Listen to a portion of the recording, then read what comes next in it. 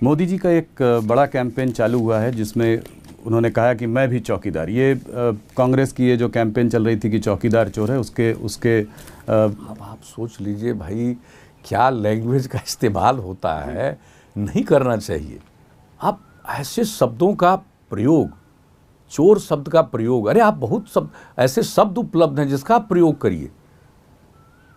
आप जो भी आज रूलिंग पार्टी है उसके खिलाफ बहुत सारी बातें रख सकते हैं अपने विचारधारा के अनुरूप, लेकिन ऐसे शब्दों का प्रयोग करना, आप बताइए इसका क्या मतलब है। ये सब चीज़ें तो यही तो दिखाती है कि देश में एक कटुता का वातावरण पैदा किया जा रहा है।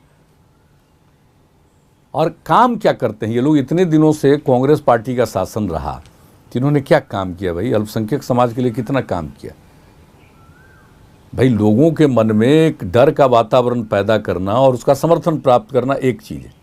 खैर, राजनीति में कुछ भी कर सकते हैं, लेकिन काम क्या किया है? और आज हम आपको बता देते हैं कि 2005 से लेकर के अब तक बिहार में हर कम्युनिटी के बारे में काम हुआ। किसी भी कम्युनिटी की हम लोगों ने उपेक्षा नहीं की। नारी सशक्तिकरण का काम किया। जो समाज में सबसे हाशिए पर है, दलित, महादलित समाज, अति पिछड़ा वर्ग, सबके लिए काम हुआ और अल्पसंख्यक समाज के लोगों के लिए काम हुआ। मुझे बता दें जितना अल्पसंख्यक समाज के लिए काम हुआ। कांग्रेस पार्टी शासन में थी और भागलपुर में दंगा हुआ था, उसका मौका मिला लालू प्रसाद जी को, और क्या किया वहाँ पर जो कम्युनलिज्म के शिकार हुए थे भागलपुर के। जब हम लोगों को मौका मिला काम करने का, हमने तो देखा था कि न लोगों को राहत मिली है, न इस तरह के कुकर्म करने वाले लोगों के ऊपर जमकर कार्रवाई हुई है। हमने फिर से कई केसेज को रिवाइव किया और कोर्ट में मामला गया, लोगों को सजा हुई, लोगों को हम लोगों ने वहाँ पर पेंशन की योजना शुरू करवाई, एक एक चीज़ करवाया है जिनका जो नुकसान हुआ। बात है वोट जिसको चाहे लोग दे सकता है। आप समझ लीजिए, कोई भी कम्युनिटी जिसको उचित समझेगी उसको वोट देगी, जो भी वातावरण होगा। लेकिन जो सबसे बड़ी बात है, यहाँ देख लीजिए, लोग जो चाहे बोल लें, लेकिन आज जो दावा करते हैं बहुत सारे लोग शेड्यूल कास्ट की, शेड्यूल ट्राइब की, किया क्या है? आप यहाँ का उदाहरण देख लीजिए। मोदी जी के काम को आप 1 to 10 के स्केल पर अगर आपको उनको वो करना पड़े तो आप कितने नंबर देंगे? नहीं, देखिए, ये सब स्केल पर मेजरमेंट ठीक नहीं है। क्या अच्छे दिन हम उनको क्यों कहें 10 से भी कम? जी, तो आप कह रहे हैं 10 आज चुनाव का माहौल है, 10 से भी कम क्यों करें? हम तो कोई इंडिपेंडेंट है नहीं एनालिस्ट, हम तो सहयोगी हैं। और हम अपने बिहार के एंगल से देख रहे हैं कि बिहार में चाहे इंफ्रास्ट्रक्चर का हो, उसमें जो उन लोगों ने कहा था उस सिलसिले में काम बहुत हुआ, जो कुछ भी ज़रूरत थी। और बिहार में तो कई काम हुए जिसको सेंट्रल गवर्नमेंट ने भी एडॉप्ट किया। अब जैसे हम लोगों ने निर्णय लिया था अपने 7 निश्चय के अंतर्गत कि हर घर बिजली का कनेक्शन देंगे, अब राष्ट्रीय योजना बन गई। और आप जान रहे हैं बिहार में हर घर को बिजली पहुंचा दिया हम लोगों ने। 2018 के 31 दिसंबर का लक्ष्य था, उसको 25 अक्टूबर 2018 में पहुंचा दिया। तो एक एक काम हुआ है। काम में उनका जो सहयोग है केंद्र का, तो हम तो अप्रिशिएट करेंगे। कहीं ना कहीं कुछ गलतियां भी हुई होंगी। आपने डिमोनेटाइजेशन का शुरू में आपने उसकी तारीफ़ की, आपने कहा कि ये एक सहज कदम है। उस वक्त आप मोदी जी के संग थे भी नहीं। इनफैक्ट उसको टर्निंग पॉइंट देखा जाता है आपकी रिलेशनशिप में कि आपने पहली बार उनके कोई काम का वो किया। नहीं, ये टर्निंग पॉइंट नहीं है जी। पहला आपको बता देता हूं, जो नोटबंदी हुई जी, और उसके बाद उस समय के आदरणीय राष्ट्रपति जी थे प्रणब बाबू, जो कांग्रेस के नेता रहे और देश के फाइनेंस मिनिस्टर रहे। मैंने उनके स्टेटमेंट को देखा और उनके स्टेटमेंट को देखा कि नोटबंदी बहुत सही चीज़ है। तो हमने कहा कि ठीक है, इससे काले धन पर हमला होगा, लेकिन इसके साथ साथ हमने जब उसके बारे में कहा कि इसके अच्छे परिणाम हो सकते हैं, ठीक कदम है काले धन के खिलाफ कार्रवाई का, लेकिन साथ साथ हमने डे 1 से ये कहा था कि जो बेनामी संपत्ति है उस पर हिट करना चाहिए। हम डे 1 से बोलते रहे। ऐसा हुआ नहीं। देखिए, 99% से ज़्यादा पैसा वापस सिस्टम में आ गया। आरबीआई का डेटा अगर आप देखें तो डिमोनेटाइजेशन से अब तक कैश का जो जनरेशन है यहाँ पे 20% ज़्यादा हो गया है डिमोनेटाइजेशन के समय से। इसका असर इकोनॉमी को भी भोगना पड़ा है। जीडीपी ग्रोथ हमारी 1-2% का उसको झटका भी लगा, जो कि जायज़ था, लगने की बात भी थी। तो अगर आप ओवरऑल देखें तो नोटबंदी का लोगों को भी इतनी कष्ट झेलना पड़ा, आपके बिहार में भी लोगों को काफ़ी कष्ट झेलना पड़ा। तो क्या देखिए, लेकिन कहीं ना कहीं ये की बात आप एग्जीक्यूशन फेलियर था। हम बता देते हैं, जो लोग बोलने लगे कि कष्ट झेलना, हम उस समय बिहार की यात्रा पर निकले हुए थे। ये कदम इनका संभवतः 8 नवंबर की रात में हुआ था और नेक्स्ट डे हम बाहर यात्रा पर निकले थे और हमसे लोगों ने पूछा था, सवेरे ही हमने जो बताया, हम पूरे बिहार में घूम रहे थे, बैंक के बाहर लोग खड़े थे लेकिन कोई विरोध नहीं प्रकट कर रहा था। हमने भी तो नोटबंदी का इसका स्वागत कर दिया था और हमने ही नहीं स्वागत किया था, अन्य पार्टियों ने भी स्वागत किया था भाई, तत्काल उस समय स्वागत किया था। आज आप लोग आरजेडी की बात वो अलग है, वो सब लोगों ने शुरू में कुछ दिनों तक इसका स्वागत किया, लेकिन आज उसका नतीजा क्या हुआ, तो उससे लोगों की परेशानी वाली बात जो कह रहे हैं, बिहार में देख रहे थे नहीं परेशानी थी। जो केंद्र सरकार का कहना है इसके बारे में बार बार वो लोग बताते हैं कि इस कदम के जरिए उन लोगों ने जो काला धन था उस पर बहुत हद तक नियंत्रण किया है और इसके बारे में बहुत सारे लोग जो अपना टैक्स का पेमेंट नहीं करते थे, अब टैक्स पेयर्स की संख्या बढ़ गई है, कई प्रकार से उसका लाभ बताते हैं। अभी आप विजय संकल्प रैली पर मोदी जी के संग मंच पर थे, जहां आपने कहा कि बिहार में कहीं ऐसा ना हो इस बार हम लोग 40 की 40 सीट जीत जाएं। ये उत्साह, ये विश्वास आपको कैसे है?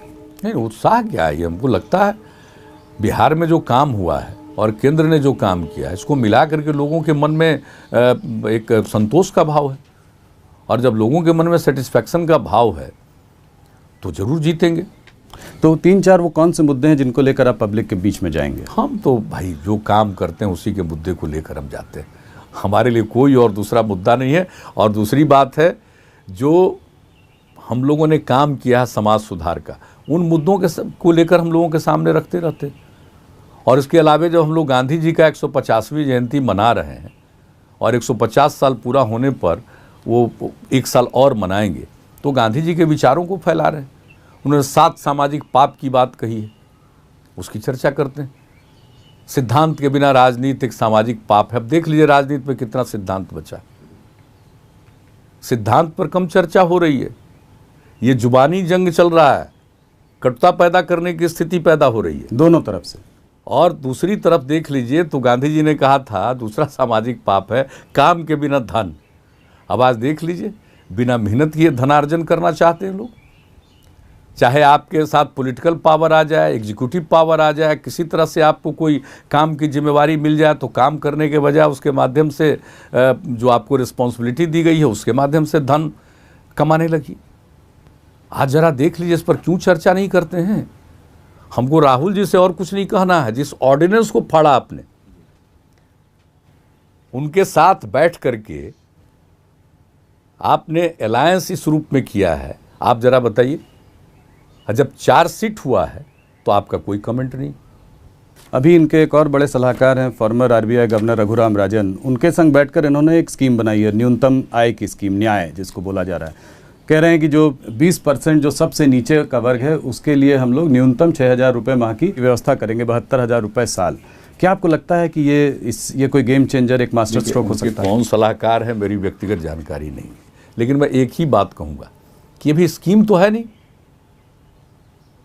एक घोषणा है कि हम ऐसा स्कीम बनाएंगे। नंबर 1, अगर मौका मिलेगा तब स्कीम बनाने की बात होगी। स्कीम ये बना नहीं पाएंगे और अगर कागज पर स्कीम बना भी लेंगे तो इसको एग्जीक्यूट नहीं कर पाएंगे, क्योंकि आपको पता कैसे चलेगा? पहले पूरा का पूरा सिस्टम को ठीक करिए। कोई सर्वे नहीं है, कोई आंकड़ा नहीं है, एक जनरल बात होती रहती है, लेकिन एक्चुअल कौन कितनी आमदनी का है इसका कोई आंकड़ा नहीं है उपलब्ध। एक ऑथेंटिक फिगर भी उपलब्ध ठीक से नहीं है, एक आकलन है, असेसमेंट है, सिर्फ लोग नहीं उपलब्ध हैं। आप दीजिएगा, किसको दीजिएगा? और आप जान लीजिए, एक तो कर नहीं पाएंगे और जब देना शुरू करिएगा मान लीजिए तो फिर जो सबसे नीचे है उसको नहीं मिलेगा, कुछ घूस दे करके उसके ऊपर वाला ले लेगा। इसलिए जब कोई स्कीम के बारे में सोचिए तो मैं तो यही कहूँगा कि उसके एग्जीक्यूशन के बारे में सोचना चाहिए।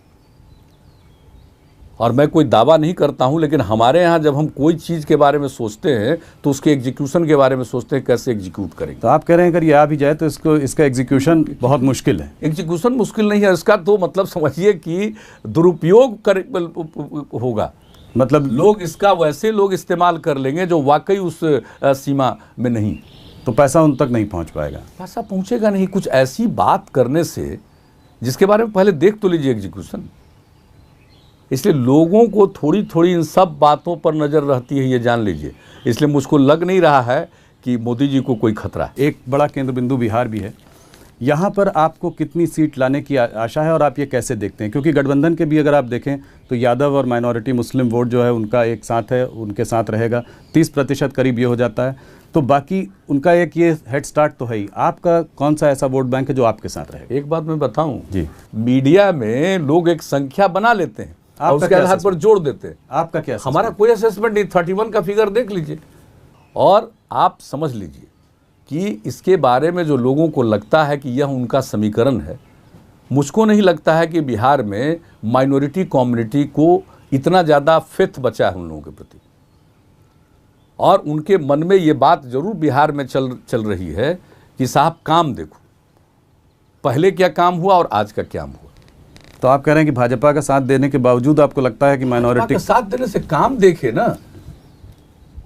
हम आज अगर भाजपा का साथ दे रहे हैं, उनके साथ अलायंस है, उससे क्या फर्क पड़ा? काम में क्या फर्क पड़ा? काम तो हर प्रकार का हुआ। आपके पास इतना वक्त नहीं है कि अब एक एक काम गिना दें जितना काम माइनॉरिटी कम्युनिटी को हुआ। इसलिए वो दावा मुझको नहीं लगता है। एक उन लोगों का अपना एक प्रचार का जरूर है। आपका एक बहुत बड़ा इनिशिएटिव रहा है शराबबंदी। आज शराबबंदी के मुद्दे को आप लेकर आगे और जा रहे हैं, तो इसका आप क्या असर देखते हैं चुनाव? ये बहुत अच्छा असर है इसका। चंद लोग ऐसे हैं जो इसको अपनी लिबर्टी से जोड़कर देखते हैं कि भाई मेरी इच्छा, हम कुछ भी पिएं, कुछ भी खाएं। तो खाने की तो स्वतंत्रता है ही, लेकिन पीने के मामले में शराब पीने की स्वतंत्रता नहीं है अपने संविधान में। ये बात बहुत स्पष्ट है। ये मौलिक अधिकार का अंग नहीं, और न शराब का व्यवसाय मौलिक अधिकार का अंग है। इसलिए लिबर्टी से इसका कोई लिंक नहीं, और ये बहुत ख़राब चीज़ है। कुछ मान लीजिए अमीर उमराव लोग जो थे उनको उतना ज़्यादा भले ही इसका असर न पड़े, लेकिन गरीब गुरबा में जो ये प्रचारित हो रहा था उससे पूरा का पूरा परिवार तबाह हो रहा था। घर के अंदर एक माहौल बहुत ख़राब होता चला जा रहा था। लोग अपनी गाढ़ी कमाई का ज़्यादा पैसा शराब में गंवा देते थे, घर में लौट कर आते थे, शाम में झगड़ा करते थे। पत्नी का, बच्चों का, सबको बड़ी तकलीफ थी। ये होने के बाद आज बड़ी खुशी का माहौल है उन लोगों में। इन्हीं तरह के कुछ कामों को लेकर 2005 में आपको सुशासन बाबू बोला गया।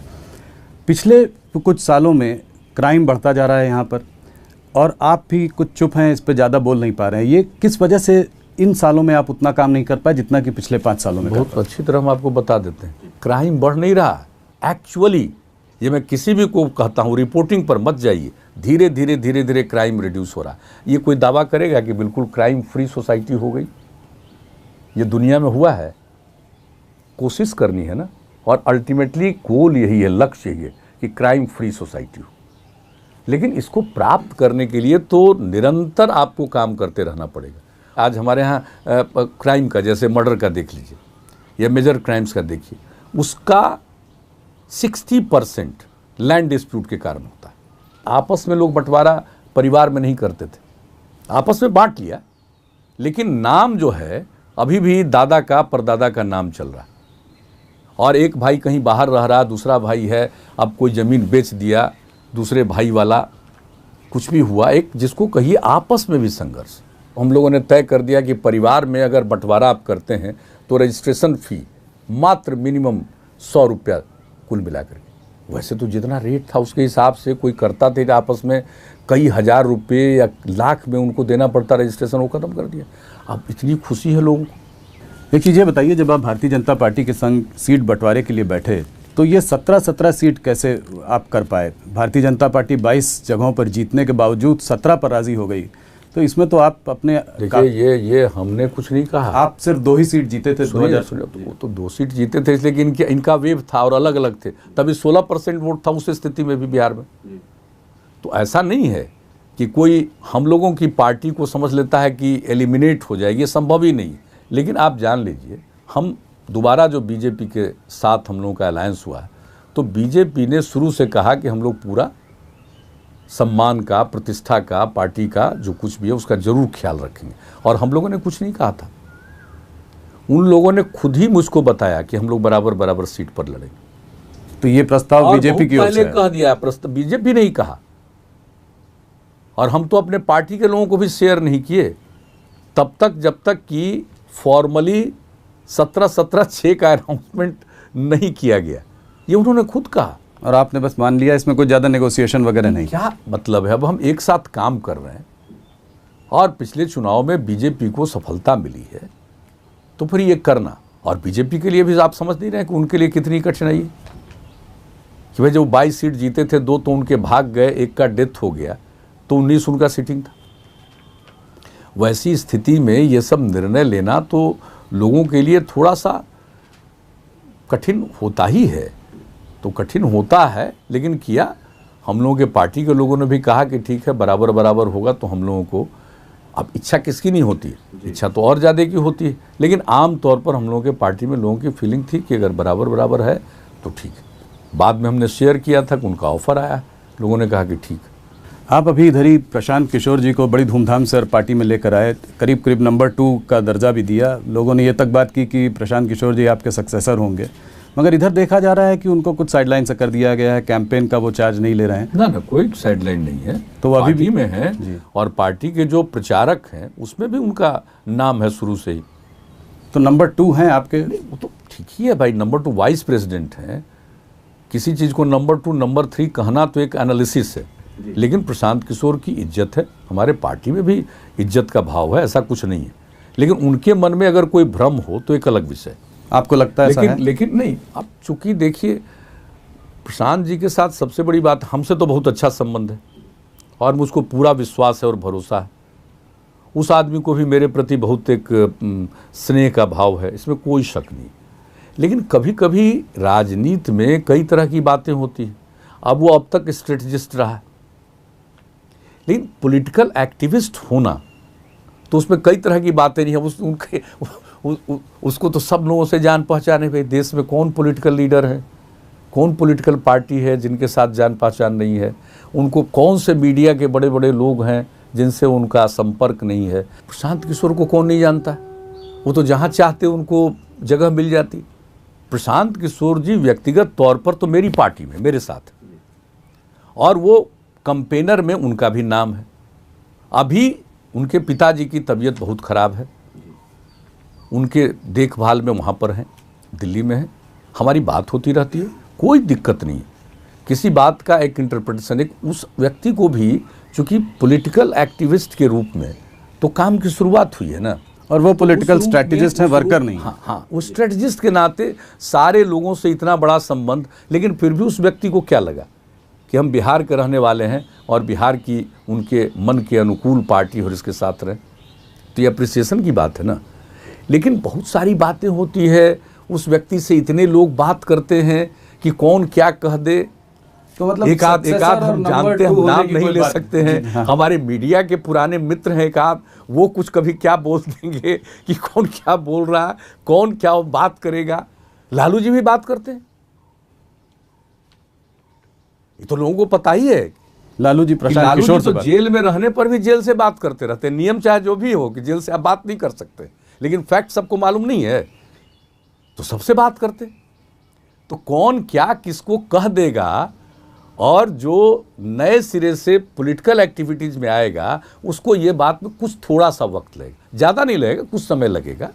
और उनको जिम्मेवारी है, बहुत अच्छी तरह अपनी जिम्मेवारी का पर जो सोच कर लाए थे वो उस तरह का रोल नहीं। सोच कर नहीं, पॉलिटिकल एक्टिविस्ट के रूप में ही, हम कोई स्ट्रेटजिस्ट के रूप में नहीं लाए।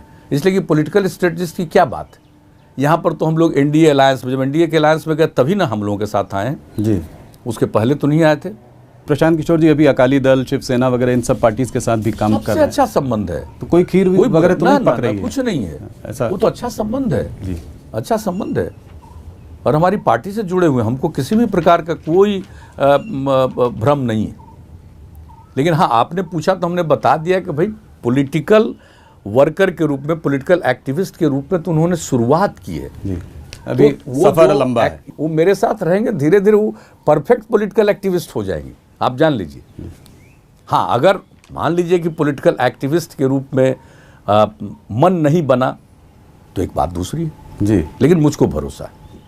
कांग्रेस ने उत्तर प्रदेश में प्रियंका गांधी को उतारा है, आप इस प्रियंका फैक्टर को इस चुनाव में कैसा मानते हैं, कितना बड़ा मानते हैं? तो सबको मालूम था कि पार्टी के अंदरूनी मामलों में वो सक्रिय हैं, और हमको तो इस बात की जानकारी थोड़ी बहुत प्रशांत किशोर जी के चलते भी मिलती थी,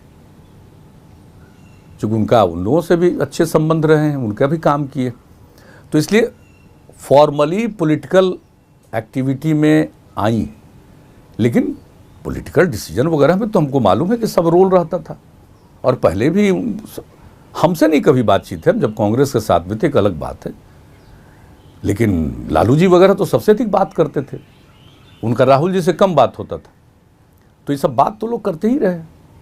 राहुल गांधी का 2 जगह से चुनाव लड़ना आप कैसे देखते हैं? लोग कह रहे हैं कि ये लड़ाई तो मोदी जी के खिलाफ थी, ये जाके लेफ्ट के संग लड़ रहे हैं। अगर मान लीजिए कि जहाँ से लड़ रहे हैं यूपी में, वहाँ अगर सफलता नहीं मिली तो वहाँ से सफलता मिल जाएगी, तो कई कारण हो सकता है, लेकिन मुझे उसमें कोई मैं इन सब चीज़ों पर ज़्यादा नहीं सोचता हूँ कि क्या फ़र्क पड़ता है, लोगों की अपनी अपनी इच्छा, हर पॉलिटिकल पार्टी की अपनी इच्छा होती है। आप पहले स्पेशल स्टेटस बिहार के लिए बहुत बात करते थे, मांगते थे, इसका अभी क्या वो है? नहीं, हम अभी भी इसके इधर बीच कुछ सुनाई नहीं दे रहा है ज़्यादा।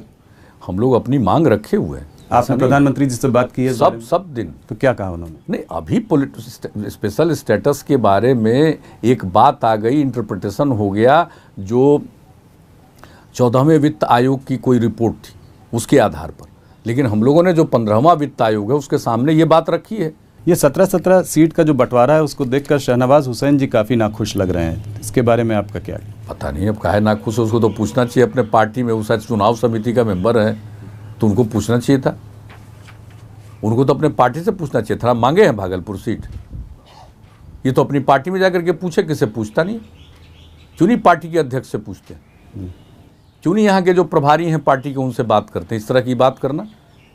और आपको मालूम है शाहनवाज हुसैन को बीजेपी ने टिकट कब दिया?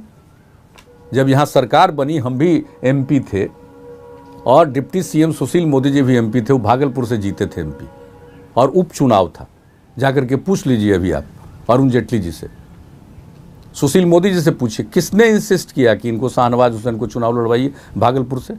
हम उस पार्टी के सदस्य नहीं थे, अलायंस में थे, एक दूसरे के साथ बहुत अच्छा संबंध था, मेरी बात मान करके इनको टिकट दिया, क्या रिश्ता था भागलपुर से, अगली बार भी जीत गए। लेकिन इस तरह की बात करना, हमने कहाँ कोई सीट मांगी, हमने अगर एक सीट के लिए इंसिस्ट किया है बिहार में तो थी दरभंगा की सीट। मैं आपको अंदरूनी बात बताता हूं, क्या हुआ उसमें? नहीं माने, ये अलग बात है। वो जितनी सीटों में उनको जीत नहीं मिली, 9 सीट में, उसमें एक अररिया को छोड़ करके बाकी उन्होंने हम लोगों को हवाले किया, और उसमें 2 हम लोग जीते हुए थे, पूर्णिया और नालंदा। नीतीश जी कहीं ना कहीं, लेकिन इस तरह का बयान ठीक नहीं, इस तरह का बयान ठीक नहीं, और मैं चाहता हूं कि इसको बीजेपी को भी एक्सप्लेन करना चाहिए और उस व्यक्ति को इस तरह का बयान नहीं देना चाहिए। ये बयान देना उनका नुकसान पहुंचाएगा, इस तरह का वक्तव्य नहीं देना चाहिए। नीतीश जी कहीं ना कहीं लोग कहते हैं कि आप जो है किसी एक पार्टी या किसी एक आदमी के साथ रिलेशनशिप आपकी लंबे समय तक नहीं रहती है। अब आप मोदी जी को ही ले लीजिए, आपने एक समय में कहा था कि मिट्टी में मिट जाऊंगा पर भाजपा का साथ नहीं दूंगा, फिर आप मोदी जी के साथ थे, फिर आप मोदी जी से दूर हो गए, आज फिर आप मोदी जी के साथ हैं, बीच में लालू प्रसाद जी भी आए, तो लोग कहते हैं कि कभी भी आप यू टर्न ले लेते हैं, आप पलटू राम भी लोग आपको बोलते हैं, तो इसके बारे में आप क्या कहते हैं? क्या ये भाजपा के संग जो ये रिलेशनशिप है हमारा ये स्थिर है? सोच लीजिए, जौहर साहब के लीडरशिप में 1994 में समता पार्टी बनी, उसका नामकरण जनता दल यू बाद में हुआ। आप सोचिए 1996 से बीजेपी के साथ हम लोगों का अलायंस हुआ, 13 में हम लोग अलग हुए और फिर बीजेपी के साथ हम लोगों का अलायंस हुआ, बीच में महागठबंधन हम लोगों ने बनाया। अब आप सोच लीजिए कि जब करप्शन का इशू आ गया तो उससे कॉम्प्रोमाइज संभव नहीं था, इसलिए अलग होने का फैसला हुआ, और फिर बीजेपी का इस प्रकार का एक प्रस्ताव था, उनको ऐसा लगा कि हम लोग मिलकर चलें, और हमारे पार्टी के लोगों को ये चीज़ एक्सेप्टेबल था। ये हो गया है, और जब हो गया है तो काम हो रहा है, किसी तरह की कोई दिक्कत नहीं। पहले भी काम हो रहा था, आज भी काम हो रहा है, बीच में भी हम लोग काम कर रहे थे। तो इसको कह देना और बड़ी आसानी से मेरे ऊपर, पता नहीं क्यों लोगों को आनंद आता है कुछ से कुछ कहने का।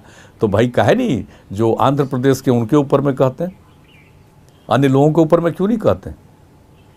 जो एनडीए के साथ था छोड़ करके वो दूसरी तरफ चला गया, उसके ऊपर में क्या लोग कहते हैं? उसको अचीवमेंट मानते हैं, उपलब्धि मानते हैं, और हमको कहते हैं पलटू है। तो भाई अच्छा रहे, खुश रहो, लेकिन हमको पलटू कहोगे, पलटोगे आप, कोई भविष्य नहीं। इस तरह की भाषा को कोई पसंद नहीं करता है, लोग काम को देखते हैं। पलटना उसको कहते हैं कि हमारा जो बेसिक कमिटमेंट है उसमें कोई कॉम्प्रोमाइज़ करते, उसको कहते हैं पलटना। क्या आपको लगता है कि भारतीय जनता पार्टी को अपने आप में, बिना एनडीए की बात नहीं कर रहा हूँ, पूर्ण बहुमत मिलेगी? क्या मोदी लहर जो 2014 में थी वो आज भी उसी तरह से प्रबल है? देखिए, उस समय की बात दूसरी थी। उस समय जो यूपीए की सरकार थी कांग्रेस के नेतृत्व में, उसके विरोध में बहुत ज़बरदस्त लोगों को, जिसको कहिए कि एक मन में तकलीफ थी, गुस्सा था जी, तो उसके चलते एक किसी को जिताना है, उसके पक्ष में वातावरण हुआ। आज तो कोई मोदी जी की सरकार के खिलाफ कोई ऐसा है नहीं। तो अब तो एक, जिसको कहिए कि एक नॉर्मल ढंग से चुनाव चल रहा है, कुछ लोग प्रयास कर रहे हैं, उससे कोई फायदा नहीं। जनता निर्णय लेगी, और मुझको ऐसा लगता है कि मोदी जी के विकल्प में जो स्वरूप दिख रहा है उसमें उतना दम नहीं दिख रहा है कि वो कोई बहुत ज़बरदस्त ढंग से चुनौती दे पाएंगे पूरे देश को, अगर मिला लीजिए तो। एक समय में आपको भी मोदी जी का विकल्प माना जाता था, देखा जाता था उसके। भला बताइए, हम हैं बिहार में, हम लोग किसी के विकल्प हो सकते हैं?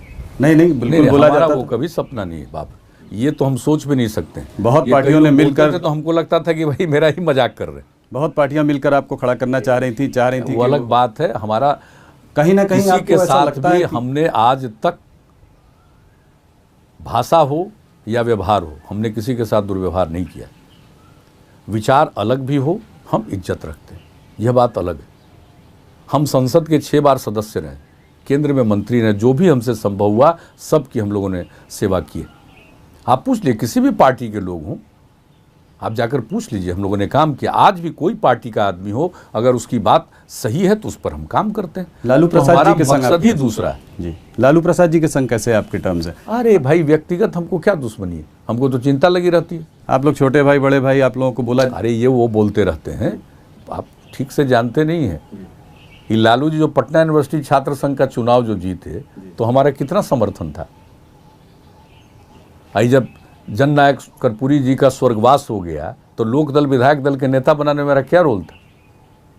नेता विरोधी दल बन गया, मुख्यमंत्री बनाने में क्या रोल था? सब चीज को लोग भुला जाते हैं ना, कहीं ना कहीं बुरा लगता है इस बात का। और हमने देख लिया कि भाई अब इनसे हमारा नहीं चल सकता है, तो जौहर साहब के लीडरशिप में जनता दल से अलग होकर हम लोग अलग निकले। अब एक बार फिर उनके साथ हुआ, लेकिन हमको उम्मीद थी कि अब ये थोड़ा ये भी संभलेंगे।